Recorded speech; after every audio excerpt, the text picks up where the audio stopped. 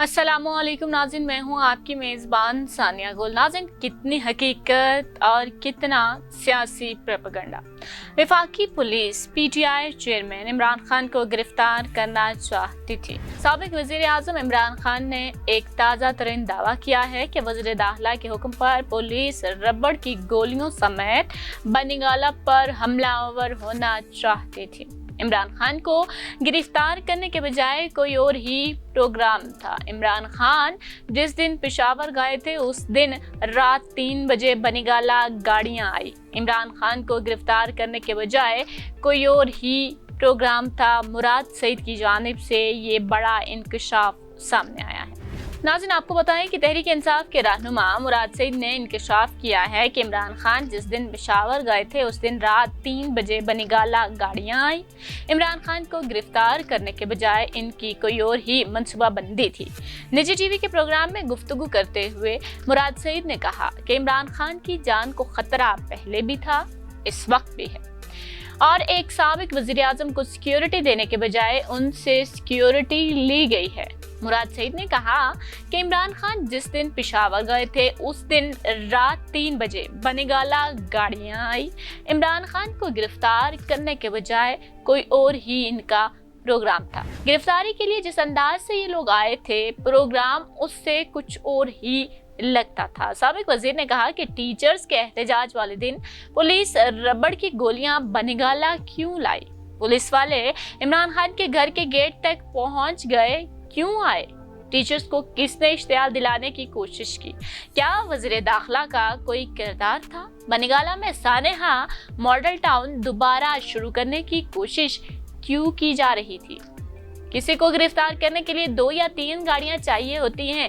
इसका क्या मतलब है कि घर का घेराव कर लिया जाए और लातादाद गाड़ियां लाई जाए? उनका कहना था कि इमरान खान की जान को खतरा है।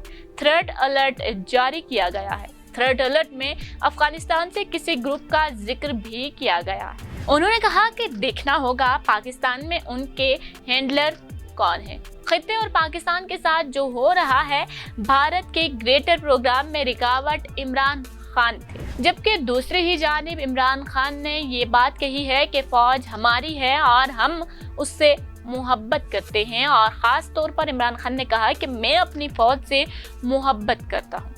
मुस्लिम लीग ज़िया के सरबराह इजाजुल हक ने कहा है कि बजट की मंजूरी के बाद कोई ना कोई मुस्बत पेशरफ्त होगी। अभी फैसला कर लें तो बेहतर है। मुल्क दिवालिया हुआ तो शक्लें हम देखते रह जाएंगे। ऐसा निगरान सेटअप लाया जाए जो मुआशी रिफॉर्म्स और शफाफ इलेक्शंस कराए। अक्टूबर में इंतखाबात हो जाएं तो बेहतर है।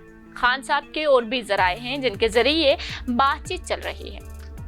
नाज़रीन, तफसीलात के मुताबिक पाकिस्तान मुस्लिम लीग ज़िया के सरबराह और साबिक वफाकी वज़ीर इजाजुल हक ने कहा कि खान साहब से मुलाकात में उन्हें कहा कि हालात बेहतर करें और दूसरों को भी कहूँगा कि सबको साथ लेकर चलें। दोनों तरफ से बर्फ पिघलना शुरू हुई है। उन्होंने कहा कि दूसरी तरफ भी सोचा जा रहा है कि मुल्क को किस तरह दलदल से निकाला जाए। हालात मजीद खराब होंगे तो इदारों को नुकसान पहुंचा जाएगा। यही हमारा दुश्मन चाहता है। खान साहब ने कहा कि फौज हमारी है और मैं मोहब्बत करता हूँ। ये मुस्बत इशारा है। उन्होंने कहा कि बजट की मंजूरी के बाद कोई ना कोई मुस्बत पेशरफ्त होगी। अभी फैसला कर लें तो बेहतर है। मुल्क दिवालिया हुआ तो हम एक दूसरे की शक्लें देखते रह जाएंगे। ऐसा निगरान सेटअप लाया जाए जो मुआशी रिफॉर्म्स करे, शफाफ इलेक्शन कराए और मुल्क का जो दिवालियापन की तरफ हम जा रहे हैं उसके लिए हम कुछ करें। उन्होंने कहा कि हुकूमत 2 वोटों पर बैठी है, इसे फारिग करना 2 मिनट का काम है। आज चौधरी शुजात या MQM पीछे हो जाए तो यह हुकूमत कहाँ होगी? अक्टूबर में इंतखाबात हो जाएं तो बेहतर है।